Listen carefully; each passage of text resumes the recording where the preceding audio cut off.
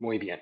Y de nuevo, bienvenidos a todos ustedes a la séptima clase de nuestro curso Identificación Espiritual.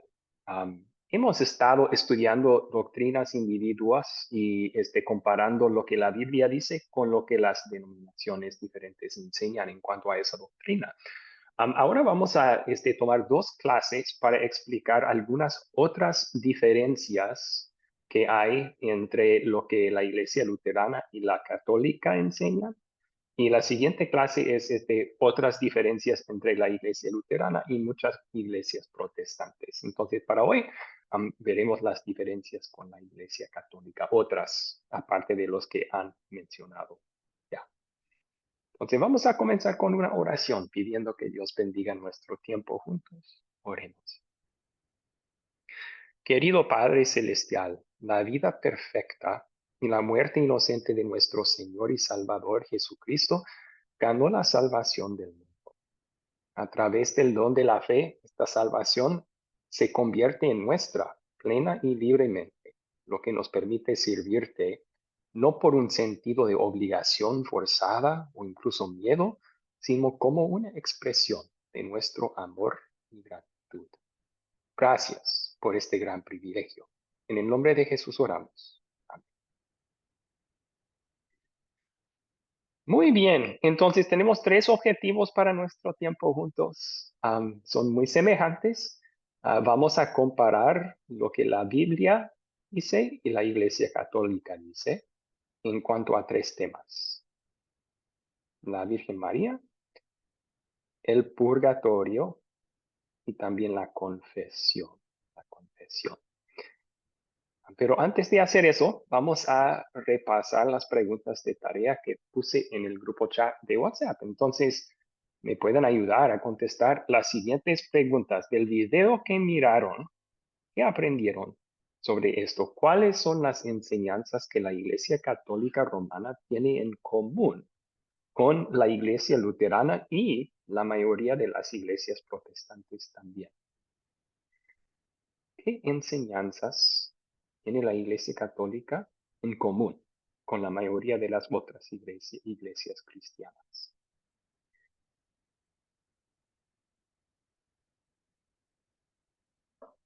Excelente. Yo veo la mano de Nair. Nair quiere contestar. Adelante, Nair. Bueno, las que son similares, vamos a decir, o que creen casi todas las iglesias, es la salvación por Cristo, el perdón de los pecados por Cristo, que Cristo es el Hijo de Dios, aunque hay diferencias en algunos puntos, ¿no? Ujú. Después está la Santa Cena, aunque también tienen ciertas diferencias, pero también las hacen. El bautismo es otro, pero también la luterana y la católica creen más, la protestante está más un poco más separada, que también tiene algunas diferencias. No sé si quiere que diga las diferencias que hay entre, ¿no? Las diferencias no, porque la pregunta pide qué tienen en Sí, común, claro, la que ¿verdad? están iguales. Bueno, exactamente, son, para mí son esas, que creen que el Hijo de, hay en la Trinidad que se me borraba. Excelente. Excelente. Que Dios es trino, Padre, Hijo y Espíritu Santo, que Cristo es el Hijo Santo, de sí, Dios, ahí está. el Salvador. Ok, gracias, gracias. No, no. José Calles, por favor. José Calles levantó su mano. Sí, pastor, y bueno, tengo algunas de las que mentó la hermana, tengo la Trinidad, tengo la condición de Jesucristo de 100% hombre, 100% Dios, tengo las enseñanzas del credo, el Padre Nuestro, eso es lo que, los 10 mandamientos, esas son las que yo tengo, pastor. Excelente, excelente. Muchas gracias, muchas gracias. Entonces, sí, y vamos a formar una lista aquí y hablar un poco sobre las semejanzas que hay entre la Iglesia Católica y la mayoría de las otras iglesias cristianas. Primero, como fue mencionado, es de la enseñanza de la Trinidad, que Dios es un solo Dios, pero que ese un solo Dios existe en tres personas: Padre, Hijo y Espíritu Santo, cada cada persona es plenamente Dios, pero no son tres dioses, es un solo Dios. Entonces, también que Jesucristo es Dios y hombre como nuestro Salvador. Ahora, hay grupos religiosos que no creen en esto y se llaman iglesias a veces. Por ejemplo, los pentecostales de unidad, unicitarias, no creen en el Dios Trino. O los testigos de Jehová no creen que Jesús es Dios. Pero a esas iglesias entonces no las llamamos iglesias, porque realmente no creen en el Dios de la Biblia. Entonces más bien son sectas. Por eso decimos que casi todas las iglesias cristianas están de acuerdo en estos puntos, pues en estos primeros dos, para ser una iglesia cristiana, una iglesia tiene que creer estas cosas o tiene un Dios falso. También la obra redentora de Jesucristo. Ahora hay diferencias, como hemos visto, en lo que creen las denominaciones diferentes sobre la eficacia de la obra redentora de Jesucristo. ¿Ganó perdón para todos o solo algunos? ¿Ganó pleno perdón o tenemos que también aportar lo nuestro para merecer el perdón? Hay diferencias ahí, pero casi todos están de acuerdo que Cristo nos redimió, porque la Biblia lo dice claramente en muchos lugares. También hay tres credos y ustedes van a estudiar sobre los credos en otro curso, pero un credo es nomás una confesión de fe, una proclamación de lo que uno cree. Y los tres credos que se llaman ecuménicos, que significa que casi todas las iglesias suscriben a estos credos, son el apostólico, el niceno y el atanasiano. Y es cierto que en algunas iglesias evangélicas o pentecostales no se utilizan los credos, a veces porque consideran que son demasiado católicos. Pero si nos sentamos con uno de ellos y estudiamos el credo, tienen que confesar que todo lo que está ahí está en la Biblia también. Entonces, van a estar de acuerdo con la enseñanza del credo. Tal vez no usarlo, pero el Padre Nuestro también. Ningún creyente puede negar que en tanto Mateo 6 como en Lucas capítulo 11, Jesús nos enseñó una oración y se llama el Padre Nuestro. Entonces, que eso es bíblico, casi todas las iglesias están de acuerdo. De nuevo, algunas iglesias no utilizan el Padre Nuestro por los abusos que hay en la Iglesia Católica en cuanto a eso. Sin embargo, tienen que reconocer que Jesús nos enseñó a orar así. Y por fin, aunque a veces dan significados diferentes a los mandamientos, todos están de acuerdo que los 10 mandamientos expresan la voluntad de Dios para nuestras vidas. Entonces, hay bastante en común entre las tres agrupaciones que estamos estudiando. Pero particularmente entonces la Iglesia Católica y las iglesias luteranas y protestantes, ¿cuál es la diferencia principal según el video? ¿Cuál es la diferencia principal?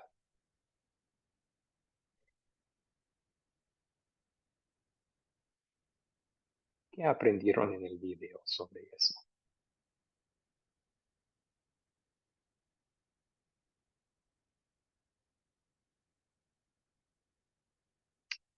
Julio levantó su mano. Julio, gracias. ¿Quiere aportar? Julio Cantillo, perdón.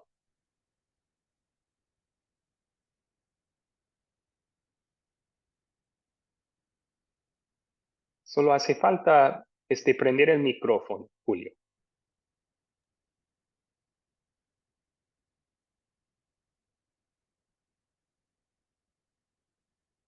¿Puede activar el micrófono, Julio? No le escuchamos.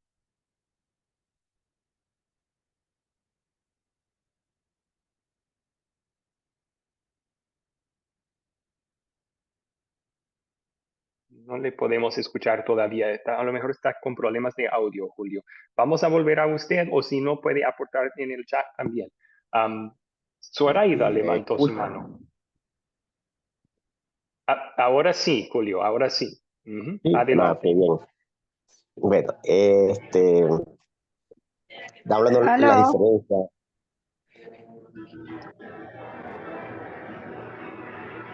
Adelante, Julio. me indica, me indica, pastor. Ok, ok. La diferencia que hayamos entre la iglesia católica y la iglesia luterana y protestante eh, sobre la salvación, tenemos la diferencia que para nosotros la salvación es por gracia, no por obra, o sea, no tenemos que hacer nada para merecerla, porque, o mejor dicho, no podemos hacer nada para merecer la gracia, absolutamente nada. Es un regalo de Dios, mientras que en la iglesia católica todavía se cree que por las penitencias, por las misas, bueno, por muchas razones se puede alcanzar la salvación, la gracia. Okay. Y la Biblia nos enseña que para nosotros la muerte de Jesús es suficiente para darnos la salvación. Así es. Sí, gracias por poner en muy claras palabras esa diferencia. Muy bien. Escuchemos de Zoraida también. Zoraida levantó su mano. buenas noches, saludos a todos y abrazos. Bueno, en la Iglesia Católica, a pesar de que también reconocen las Sagradas Escrituras, tienen otras cuestiones también que las iglesias protestantes y ortodoxas y todo eso no la tienen. Por ejemplo, la Iglesia Católica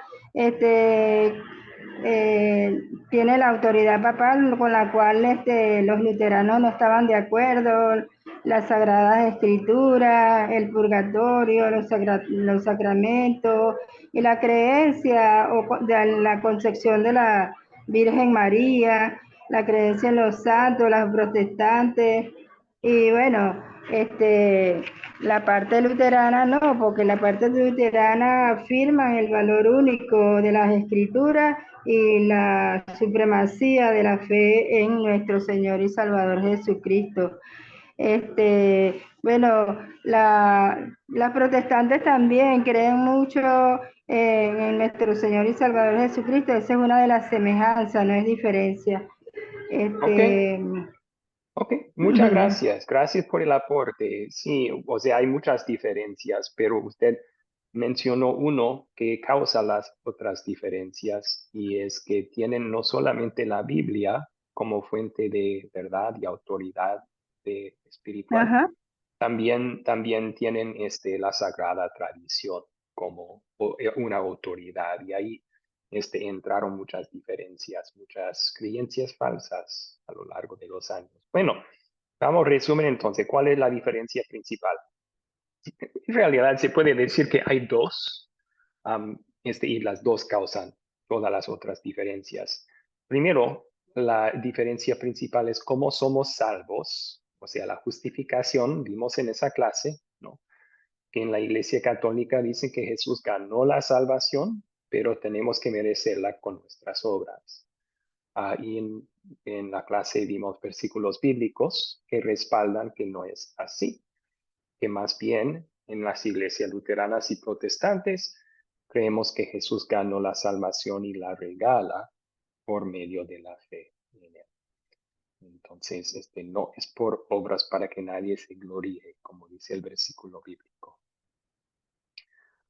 Eso nos recuerda de las tres solas: sola gracia, sola fide, sola escritura, que aprendimos en otra clase.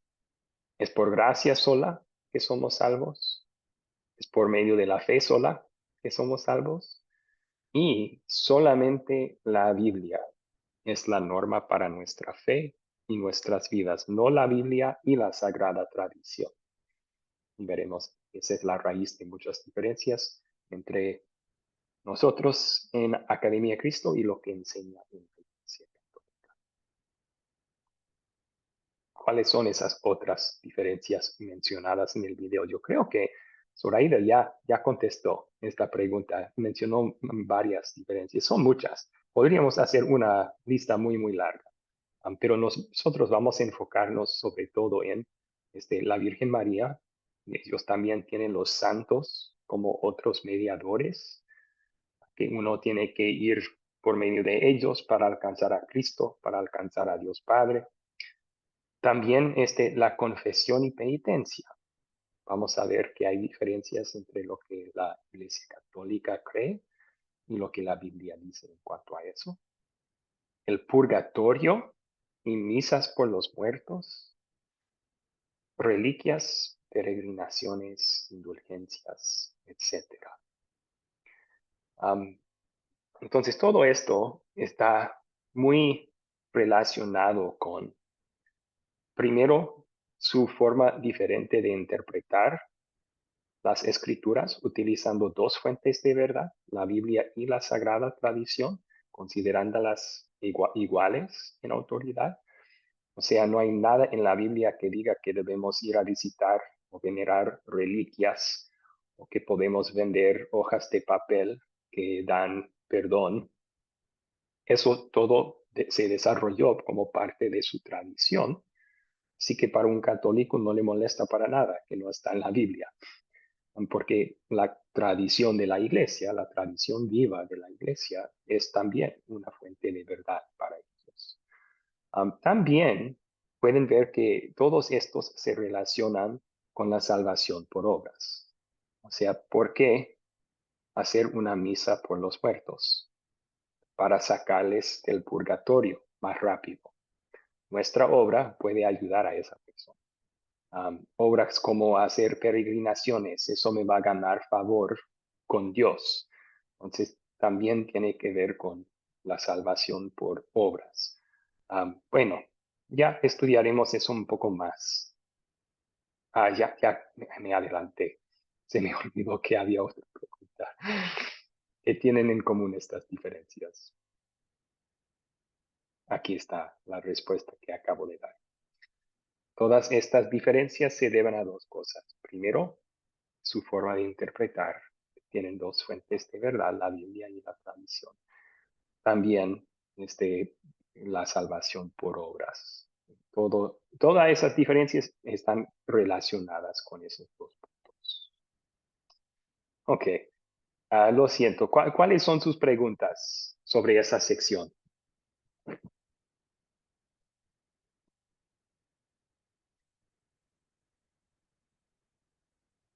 ¿Cuáles preguntas tienen sobre las preguntas de repaso? Zoraida levantó su mano. ¿Cuál es su pregunta, Zoraida?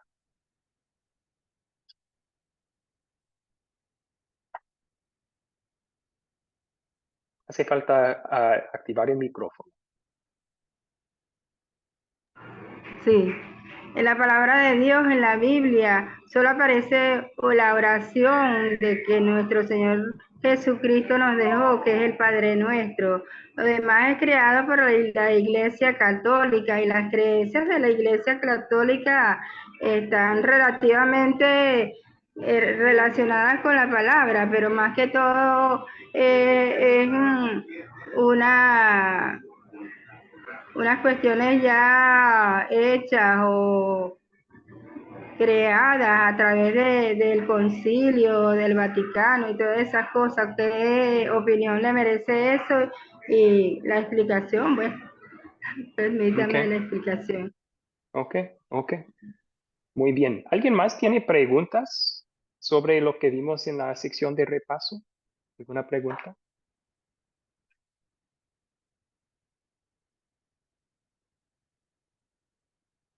Disculpe, no le oí la pregunta. Y yo pregunté, Zoraida, si alguien más tenía preguntas sobre la sección de repaso. Okay. Disculpe, pastor. No hay problema. Me voy a poner en mudo otra vez. Ahí está.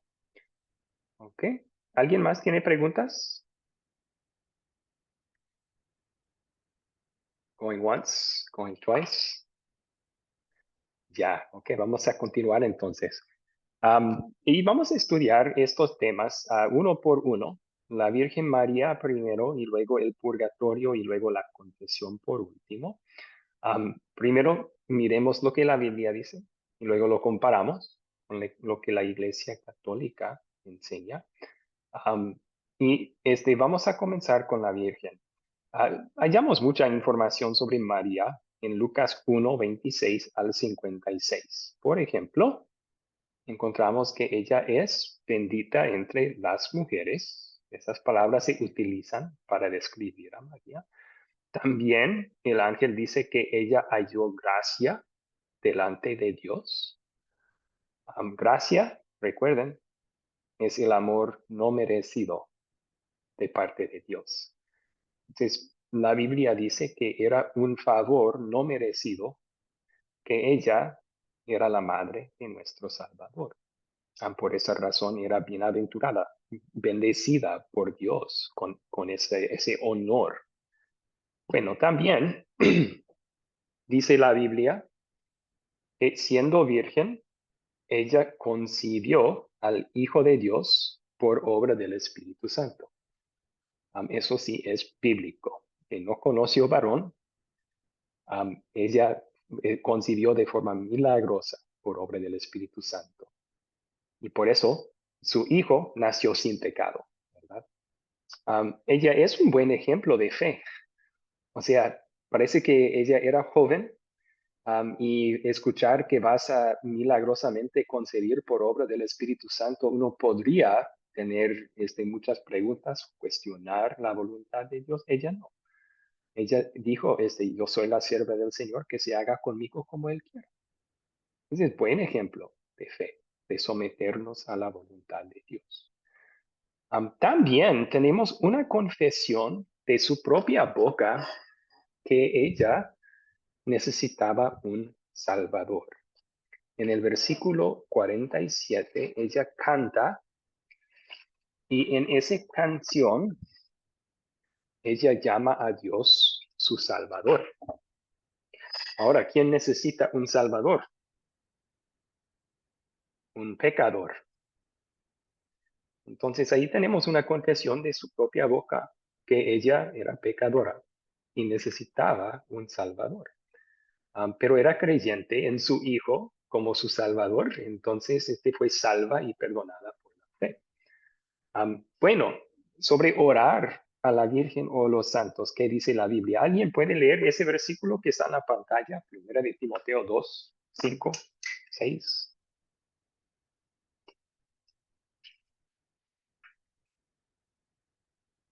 Voluntario para leer.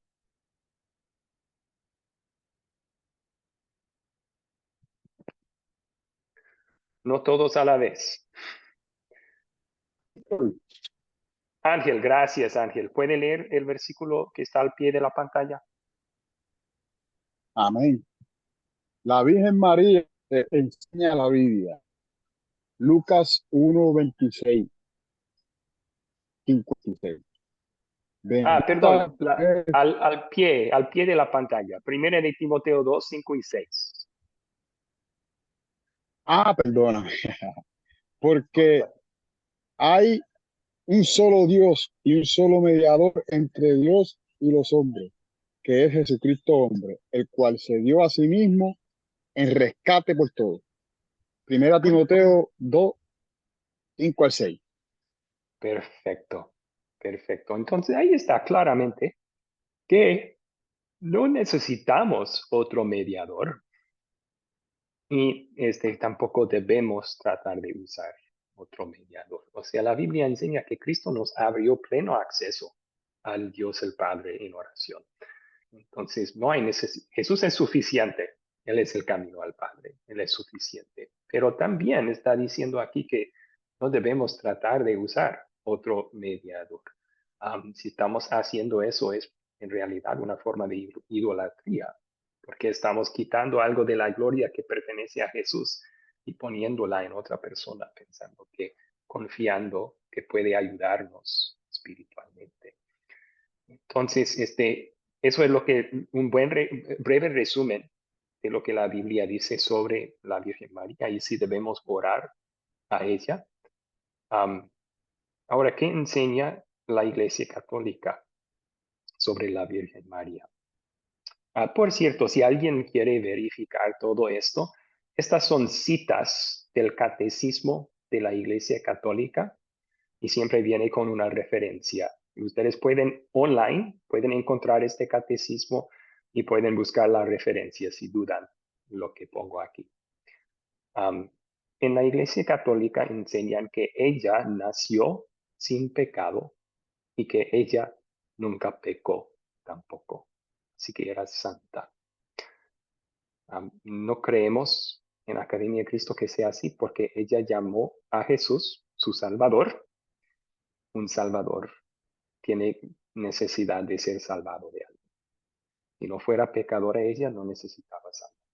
Entonces, bueno, también enseñan que ella, la Virgen, colaboró en la obra redentora de Cristo y por eso es co-redentora. Su lógica es así, pues ella cuidó a Cristo en su niñez, ella estaba presente en momentos de su ministerio. Entonces, ella con hacer esas cosas colaboró en su obra de salvación. Así que ella puede ser llamada corredentora. Cristo lo hizo, pero ella ayudó a salvarnos también. Entonces están quitando algo de la gloria de Cristo. La Biblia no dice que María ayudó a Cristo a salvar el mundo. La Biblia da toda la gloria por la salvación del mundo a Cristo mismo.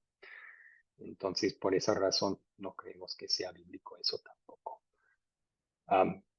Aquí una cita, de hecho, esta creencia es nombrada la ciudad en donde estoy viviendo, Asunción.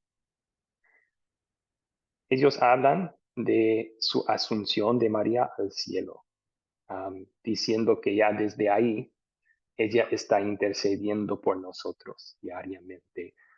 Nada de eso está en la Biblia. La Biblia no habla de una asunción de María al cielo. Mucho menos dice que ella está intercediendo por nosotros hasta ahora. Habla de Jesús así. Jesús sí ascendió al cielo. Jesús está intercediendo por nosotros. Pero la Biblia, esta es parte de su sagrada tradición que se ha desarrollado a lo largo de los siglos. Entonces, damos un resumen de las diferencias aquí y luego podemos tomar sus preguntas sobre este tema en particular. Según la Iglesia Católica, ella siempre era sin pecado. Puede ser llamada corredentora, ayudó en el trabajo de salvar al mundo. Fue asumida al cielo y de ahí intercede por nosotros. Debemos venerarla y podemos orar a ella también, según la Iglesia Católica. En cambio, en la Iglesia Luterana y la mayoría de las iglesias protestantes, creemos que la Biblia indica que María también era una pecadora, necesitaba ser salvada, pero que por medio de la fe fue perdonada, igual que nosotros. Creemos que Jesús es el único redentor. No debemos dar a nadie el título de co-redentor. Creemos que no fue asumida María y que Jesús es el único mediador y que debemos respetarla, imitar su ejemplo de fe, pero no venerarla ni orar a ella. Muy bien. ¿Cuáles preguntas tienen ahora sobre la Virgen María, lo que la Iglesia Católica enseña y lo que creemos que la Biblia dice sobre ella?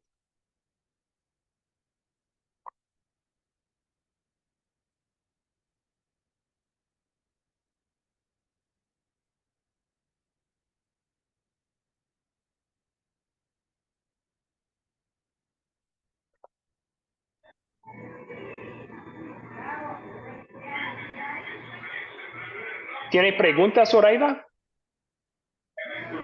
Sí, tengo una pregunta con relación a las imágenes y a todo eso del versículo que reza que no debemos adorar imágenes, solo a Dios debemos adorar. Y entonces, ¿cómo queda eso? Ok, sí, gracias. Esa es una buena pregunta. Am, y en realidad, la Biblia no prohíbe todo tipo de imagen. Entonces, tener una imagen religiosa en una iglesia o en una casa no es un pecado. Am, por eso tengo un retrato de la Santa Cena detrás de mí. Lo que sí queda prohibido en la Biblia es adorar o honrar a imágenes, como si pudiera ayudarnos o como si fueran nuestros dioses. Entonces, en la Iglesia Católica, oficialmente, ellos no enseñan que deben adorar a las imágenes. Permiten las imágenes en las iglesias como recordatorios, pero en la práctica, yo creo que resulta que muchos que van a esas iglesias a lo mejor están venerando o adorando a la imagen en vez de a Dios. Entonces, es como que oficialmente los católicos dirían, no, eso es prohibido, pero en práctica yo creo que muchas veces sucede en las iglesias. Pero gracias por la pregunta. Gracias por la pregunta, Soraya. Muy bien, Nair levantó su mano también. Nair, ¿cuál es su pregunta? No sé si me pregunto, más bien es un comentario. Ellos adoran a la Virgen María y digo, me crié en un colegio media pupila, ¿no? O sea, el rosario es algo muy común de rezar continuamente, el rosario de María. Y en cuanto son 10 Padre Nuestro, un Gloria, y eso es para rezar a María. Mm. Eso es, también es algo que crearon ellos. De rezar a María, sí, sí, Y crearon del esa. rosario también. No hay ninguna evidencia bíblica que debemos orar a otra persona que no sea Dios. Y también aclarar, o sea, la Iglesia Católica prohíbe adoración a la Virgen María. O sea, utilizan términos de adoración es solo para Dios, pero utilizan el término veneración. Debemos venerar a la Virgen María. Como Venerar. sí, Ahí sí. está. Pero en realidad, lo que hacen para venerar a la Virgen es una forma de adoración. Porque cuando uno ora a la Virgen María, con esa misma oración está atribuyendo a la Virgen omnisciencia, ella me puede escuchar, omnipotencia, ella me puede ayudar. Entonces, con orar a ella estamos poniéndola como nuestro Dios, ¿verdad? Es igual. También creen que es intercesora. Sí, sí, creen que ella intercede por nosotros y no hallamos evidencia bíblica de eso Eso tampoco. no es real tampoco. Gracias, Nayer. Sí, Gracias. no hay de qué. Ok. Y sobre la Continu- confesión, Ay, perdón, le puse en mudo, Nair, le puse en mudo. Vamos a estudiar la confesión en unos segundos, así que puede guardar sus preguntas sobre ese tema para ese entonces. Ok, continuemos entonces. Vamos a continuar estudiando sobre el purgatorio. ¿Qué enseña la Biblia sobre el purgatorio? Vamos a ver unos versículos. Oh, wait, esperen. No hay versículos bíblicos que enseñan el purgatorio. Sí hay algunos versículos que nos indican que no puede existir un purgatorio. Y vamos a ver, el purgatorio en el pensar católico es a veces crudamente se dice que es una sala de espera para entrar al cielo. No, no es así. En realidad para ellos es un lugar de sufrimiento donde un creyente que murió con la fe en Cristo, pero no habiendo pagado por todos sus pecados, puede pasar un proceso de purificación, sufrir ahí por 100 años, 1000 años, 1500 años, y luego puede pasar, después de ser purificado en purgatorio, el cielo. Simplemente vamos a ver que todo eso contiene contradicciones con lo que la Biblia dice. Primero, tenemos muchos versículos bíblicos que nos dicen que por medio de la fe, uno es purificado completamente. La sangre de Jesús, su Hijo, nos limpia de todo pecado, dice Primera de Juan 1:7. Él, Jesús, por medio de una sola ofrenda, hizo perfectos para siempre a los santificados. ¿Necesitamos los creyentes más purificación que eso? No, Jesús es suficiente. La fe en Jesús es suficiente, nos limpia de todos nuestros pecados. Entonces, no hay necesidad, según la Biblia, después de la muerte para un creyente, pasar por una purificación. Tampoco habla la Biblia de tal lugar. En cambio, cuando hace referencia Dios en su palabra a la muerte de un creyente, habla de ese creyente, su alma va al cielo, va a estar con Dios. Pablo, por ejemplo, cuando él escribía Filipenses, esa carta, estaba en la cárcel y él dice en su carta, yo no sé si voy a morir o si voy a vivir. Y él dijo, yo deseo morir y partir para estar con Cristo, que es mucho mejor. Ahí está, partir y estar con Cristo. Así referenció en la muerte. Para un creyente, entonces, el alma se separa del cuerpo y vuelve a Dios. Vuelve a la presencia de Jesús en el cielo. Hay mucha evidencia de eso. El malhechor en la cruz, Jesús le dijo, hoy estarás conmigo en el paraíso, ¿no? También mencioné las palabras de Pablo allí. O en otra carta, Pablo dice, pero confiamos y más quisiéramos estar ausentes del cuerpo y presentes al Señor. Entonces, él habla de que ausentes del cuerpo, esa es la muerte, presentes al Señor, o sea, el alma sale del cuerpo y va al cielo donde está Dios. Pero bueno, entonces, ¿qué enseña la Biblia sobre el purgatorio? No es necesario, tampoco existe. Jesús nos purifica por completo. Tenemos la bendita confianza y seguridad que en el momento de morir vamos directo al cielo. No tenemos que pasar por sufrimiento. Bueno, ¿qué enseña la Iglesia Católica sobre esto entonces? Esta fue desarrollada en parte de su sagrada tradición otra vez. Vamos a ver unas citas de la Iglesia Católica en cuanto a esto. Dice, los que mueren en la gracia y en la amistad de Dios, pero imperfectamente purificados. Ahí está. Fe en Cristo no es suficiente para purificarte. Tienes que hacer buenas obras también. Pero si no hiciste suficientes, entonces estás seguro de tu salvación, pero tienes que sufrir después de tu muerte una purificación a fin de obtener la santidad necesaria para entrar en la vida del cielo. Esta enseñanza, hablando del purgatorio, se apoya también en la práctica de la oración por los difuntos.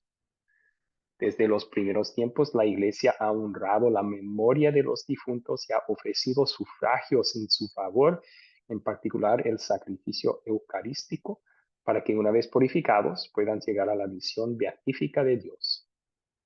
La Iglesia también recomienda las limosnas, las indulgencias y las obras de penitencia en favor de los difuntos. Entonces, la Biblia dice que debemos orar para un muerto. No. La Biblia más bien dice que una vez que alguien muere, se terminó su tiempo de gracia y no se puede cambiar su situación. Le toca al hombre morir una sola vez y luego el juicio, dice en Hebreos, ¿no? Entonces, pero según la Iglesia Católica, hay un lugar donde tienen que ser purificados y por nuestras obras podemos ayudarles a salir más temprano de ese lugar.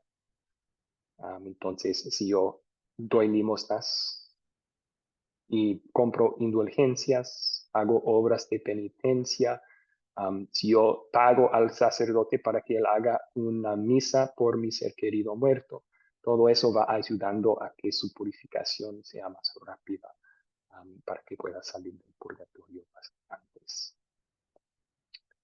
Ok, ahora han visto lo que dice la Biblia, han visto lo que dice la Iglesia Católica. Vamos a dar un resumen aquí. Sobre el purgatorio. Según la Iglesia Católica, la fe sola no es suficiente para purificarnos. Hay que hacer buenas obras también. Y si no te purificaste con suficientes buenas obras, entonces al morir vas al purgatorio para ser purificados. Otros pueden abreviar nuestro tiempo allí con sus obras y después de ser purgados, vamos al cielo. En cambio, la Biblia dice, por medio de la fe, sí, somos purificados completamente por Cristo, no por nuestras obras. La Biblia no habla de ningún lugar llamado purgatorio después de la muerte. La obra de Cristo nos ganó la salvación. Obras humanas no pueden ayudarnos a nosotros, ni en la vida ni tampoco en la muerte. Y el creyente en Jesús al morir va directo al cielo. Ok, ya vimos entonces sobre el purgatorio. ¿Cuáles preguntas tienen sobre el purgatorio?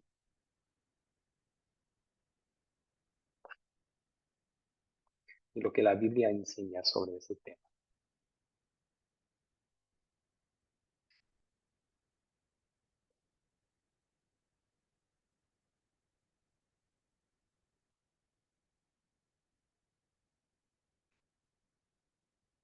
No tengan miedo, pueden levantar la mano.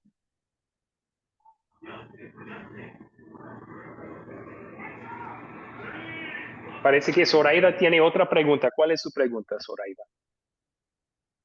No, en realidad no es una pregunta, es un comentario.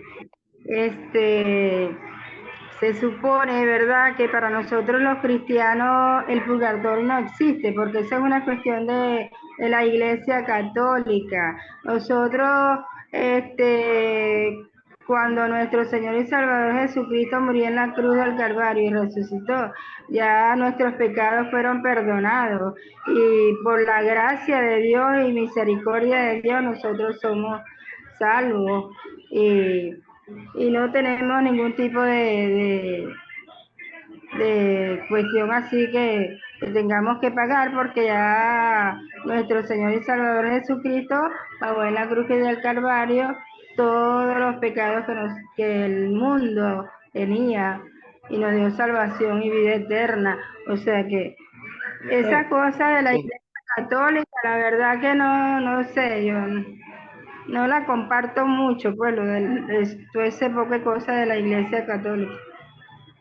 Sí, gracias. Y yo no lo comparto tampoco, porque sí, estamos viendo, ¿verdad?, que la Iglesia Luterana y las protestantes afirman que la Biblia sola debe ser nuestra autoridad. Y por eso en estos puntos no estamos de acuerdo con la Iglesia Católica, que tiene dos autoridades, de la Biblia y la sagrada tradición de la Iglesia.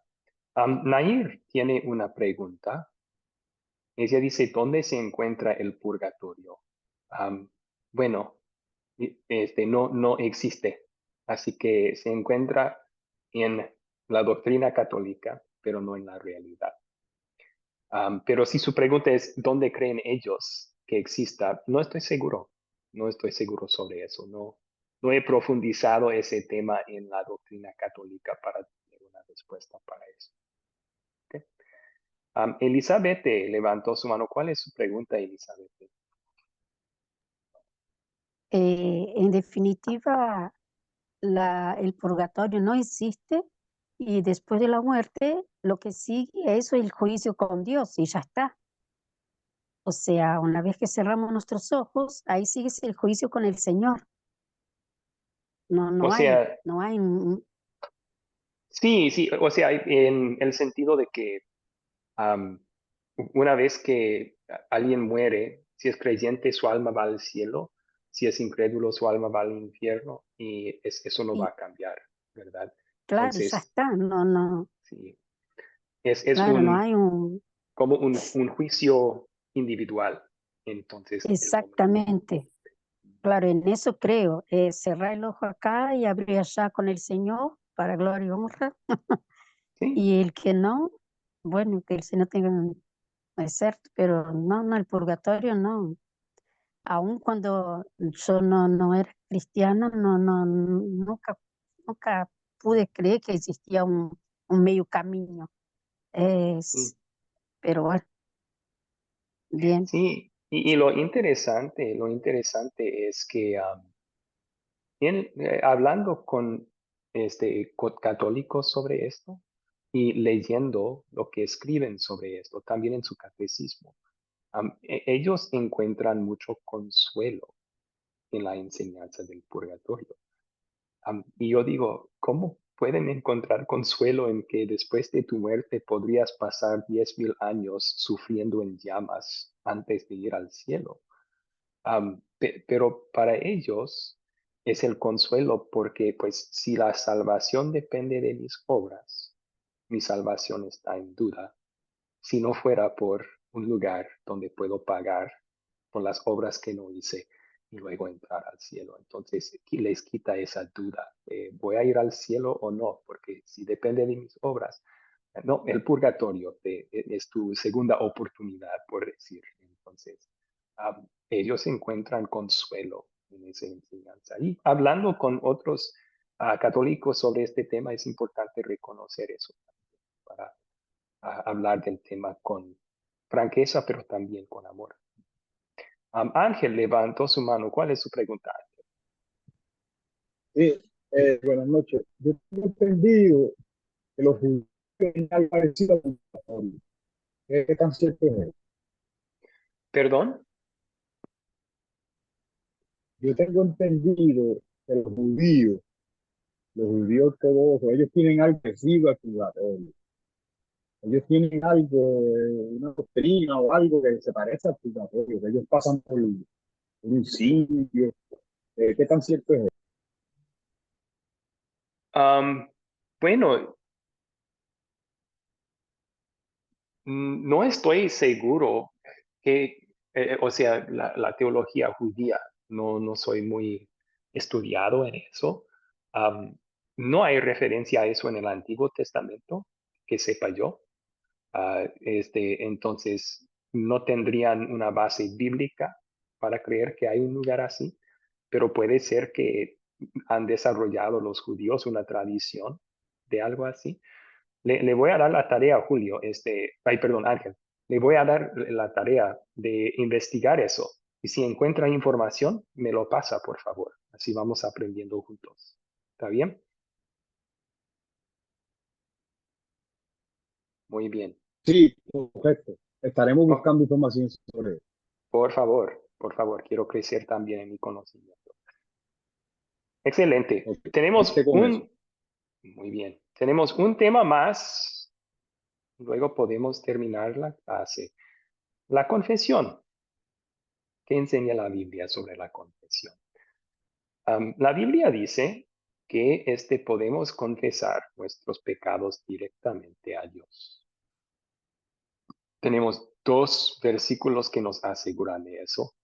Hay más, pero estos son dos. Si confesamos nuestros pecados, Él es fiel y justo para perdonar nuestros pecados y limpiarnos de toda maldad. Entonces, la Biblia dice que por medio de la fe en Cristo tenemos acceso pleno al trono de Dios. Podemos entrar ahí, confesar con Dios nuestros pecados y Él es fiel y justo. Por el sacrificio de Cristo, Él nos va a perdonar. Tenemos evidencia de esto en una parábola que Jesús contó. Habló de un publicano, un recaudador de impuestos, que entró al templo y arrepentido, él dijo, Dios se propicio a mí, pecador. No se acercó a ningún sacerdote, simplemente dirigió la palabra a Dios, confesó su pecado Y Jesús concluye la parábola, dice, este descendió a su casa justificado. O sea, él se fue perdonado. Entonces podemos confesar nuestro pecado directamente a Dios. También en la Biblia dice que podemos confesar nuestros pecados con otro hermano en la fe. Eso está bien. Confesad vuestras ofensas unos a otros y orad unos por otros, dice Santiago. Entonces, especialmente si yo he pecado contra alguien, voy a confesar, lo siento, perdóname, pequé contra esa persona. Pero esto también aplica si me pesa algún pecado que he cometido y quiero escuchar de otra boca que Dios me ha perdonado.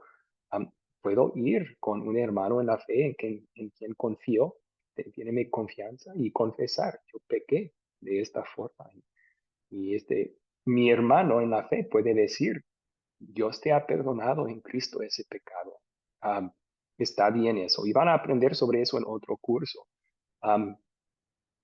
También bíblico es ya después de después de confesar y recibir perdón, ¿qué produce en nosotros el perdón? Produce nuevos deseos, produce amor y gratitud, y queremos ya dejar de hacer lo malo que acabamos de hacer. Queremos hacer lo bueno, queremos obedecer a Dios en gratitud. La Biblia llama eso frutos de arrepentimiento o frutos de la fe. Y eso sí es bíblico, pero lo que vamos a ver no es bíblico, es que nuestro perdón dependa de eso. Y eso es lo que se enseña en la Iglesia Católica. Nuestro perdón, en parte, depende de las obras de penitencia que hacemos. Y esa es una salvación por obras de vida. Entonces, ¿qué enseña la Iglesia Católica sobre la confesión? Primero, enseñan que tienes que confesarte con el sacerdote. ¿Por qué? En su teología, el Papa es el vicario de Cristo en la tierra. Solamente Él tiene las llaves del reino del cielo. Solamente Él tiene acceso al tesoro de méritos de Jesús y los santos. Pero Él otorga esa autoridad a los cardenales, y ellos a los arzobispos, y ellos a los obispos, y ellos a los sacerdotes. Entonces tienes que ir a un sacerdote para recibir perdón. Esa es su enseñanza. Ahora, también dice aquí, liberado del pecado, el pecador debe hacer algo más para reparar su pecado. Debe satisfacer de manera apropiada o expiar sus pecados. Consideren eso. Expiar es una palabra que significa pagar por. ¿Cristo no pagó por los pecados de todo el mundo? No. En la Iglesia Católica, después de escuchar Dios te ha perdonado, tienes que pagar por el pecado que hiciste. Y lo puedes hacer con buenas obras. Tienen que ser las buenas obras que dicta el sacerdote.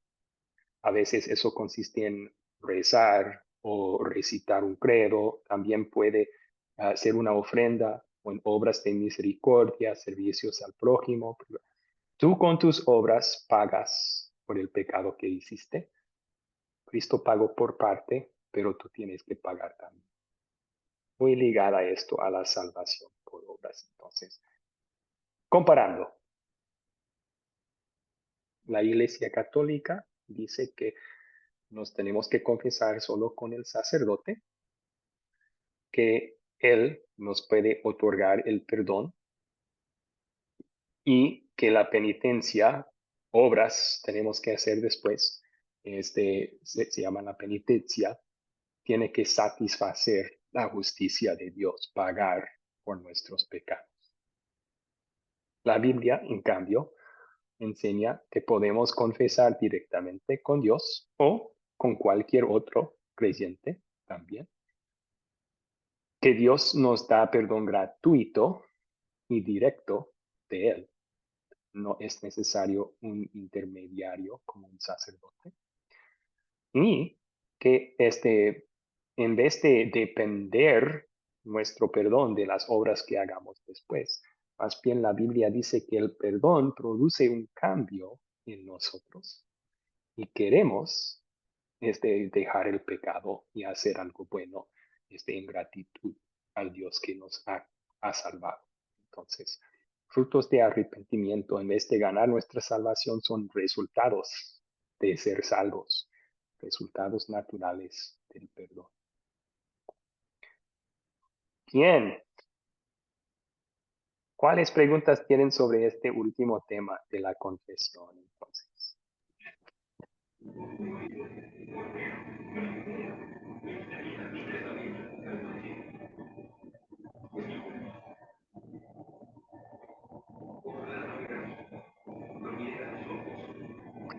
¿Es una pregunta, Zoraida? Sí, pastor, porque todo eso de la católica me tiene con la cabeza. Bueno, yo estoy muy clara en lo mío, ¿no?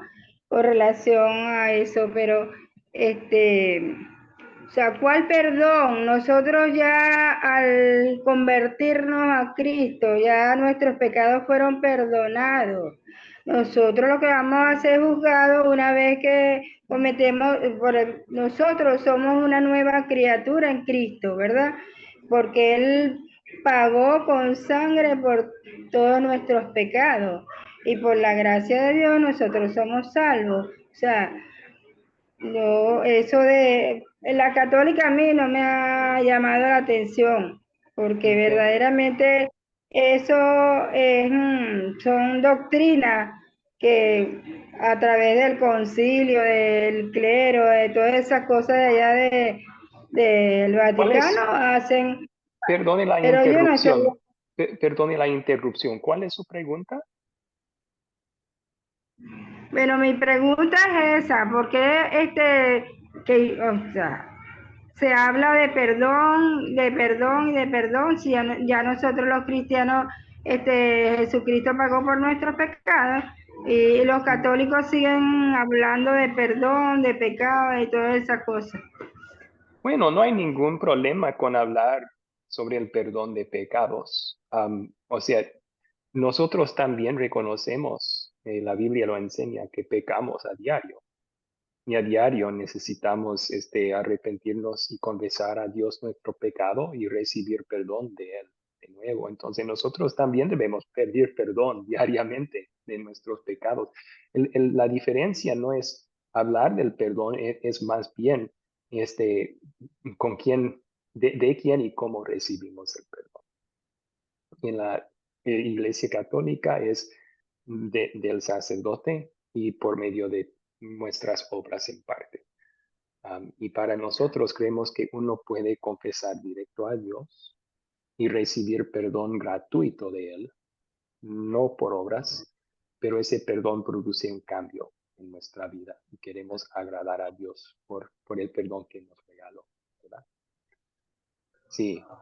Ok, gracias. ¿Alguien más tiene preguntas sobre la confesión?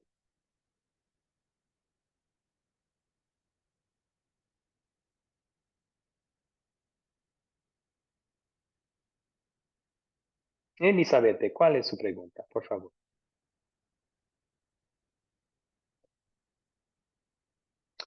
Active su micrófono, por favor.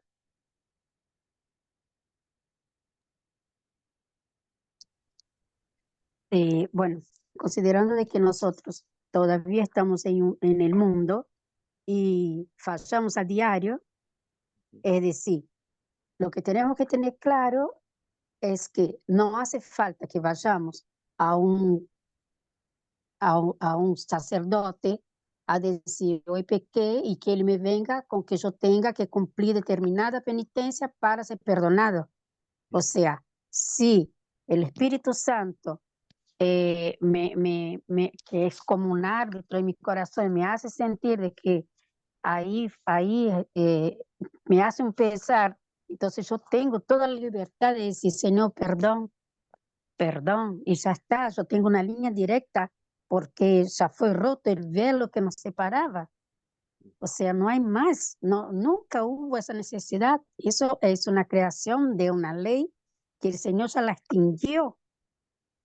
Así es, o sea, ahí es a donde yo identifico, ahí está la identificación espiritual. O sea, todo en mí hoy rige por la fe. Ahí se abraza en la fe. Ya no más esa necesidad de una confesión al humano, sino al Dios Trino. Así es, ¿no? Sí. ¿Está bien? Sí, está bien lo dicho. Sí, tampoco debemos menospreciar porque es bíblico también confesar con otro creyente y no debemos considerar eso mal. De hecho, es muy útil.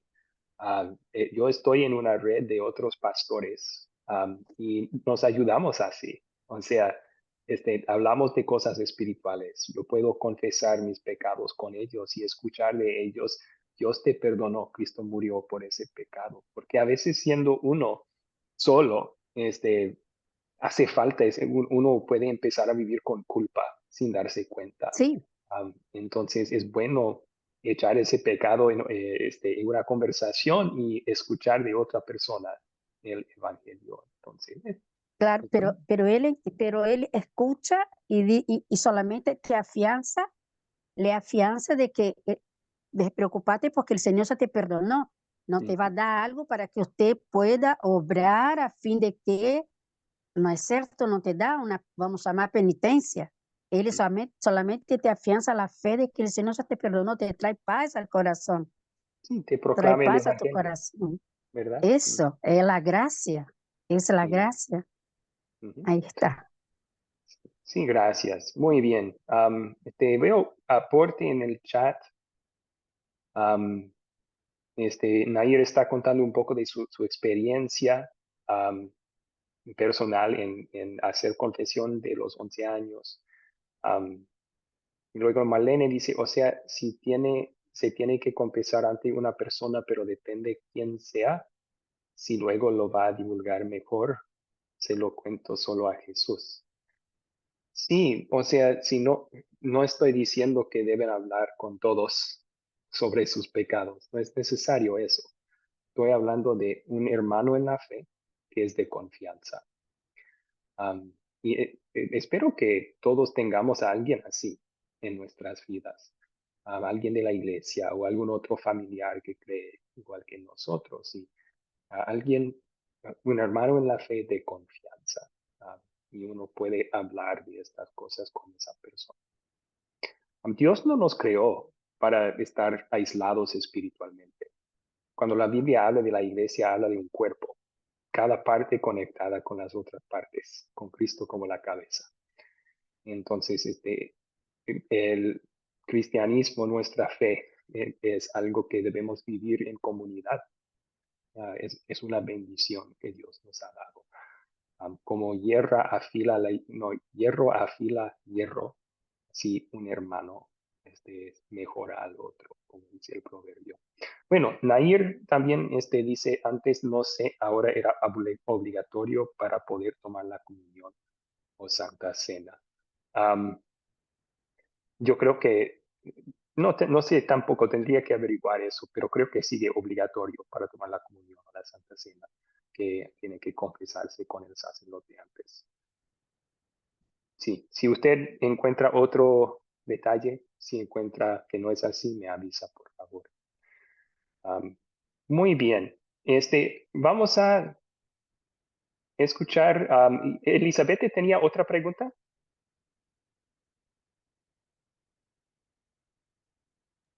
Sí, Sí. era justamente acerca de eso, de la Santa Cena, por el hecho de que eh, muchas veces el no confesar, por ejemplo, a un hermano, ponerle que se enojó por algo con un hermano y no quiere decirle, eh, justo en la Santa Cena, entonces uno se abstiene de tomarla porque se siente mal, entonces se autodisciplina y dice, no voy a tomar porque me siento mal con aquel hermano y no me tomo la Santa Cena. Entonces ahí está la necesidad de ir y decir, me siento mal porque pasó tal cosa, o si no tiene el valor de decir a la hermana, entonces ahí está aquel amigo más llegado que puede, ¿no? Decir, no, el Señor te perdona, ya está, y ahí que nadie te separe de apartarte, de tomar, de participar, porque también es una cuestión de fe o no, Am, ¿ves? usted está hablando de Mateo capítulo 5, donde Jesús habla sobre la ira, ¿verdad? Y dice, Ujú, si tu hermano tiene algo en tu contra, y recuerdas frente al altar, ve sí, y reconcíliate con él. sí, Sí, o sea, esas palabras entonces no están hablando tanto de confesar a Dios, pero está hablando de si yo ofendo a alguien más y él tiene un problema conmigo, tengo que hacer las paces lo más pronto posible. Eso es lo que bien, Dios quiere para mí. Ujú. Sí, ahí está. Bien, profesor, gracias. muy bien. Ok, vamos a terminar entonces con una oración y gracias a todos por su participación esta noche. Oremos. Señor Jesucristo, qué consuelo nos da saber que tú no solamente limpiaste algunos de nuestros pecados, sino que nos has lavado de todos nuestros pecados. Qué consuelo nos da saber que por medio de la fe en ti, al cerrar los ojos en la muerte, los abrimos en tu presencia. Sin duda, porque tú hiciste todo para salvarnos. Tú eres nuestro Salvador completamente suficiente. Te pedimos, Señor Jesús, que siempre nos des una humildad para reconocer que saber y confiar esas verdades es por tu gracia, tu Espíritu Santo, que nos guió a creer en esas verdades. Y que nos des también un amor para los que todavía no creen en esas enseñanzas, esas verdades de tu palabra. Que ilumines sus mentes y sus corazones, que utilices la verdad de tu palabra para darles a ellos el mismo consuelo que el Evangelio verdadero nos trae a nosotros. Es en tu nombre, Cristo, que pedimos todo esto. Amén.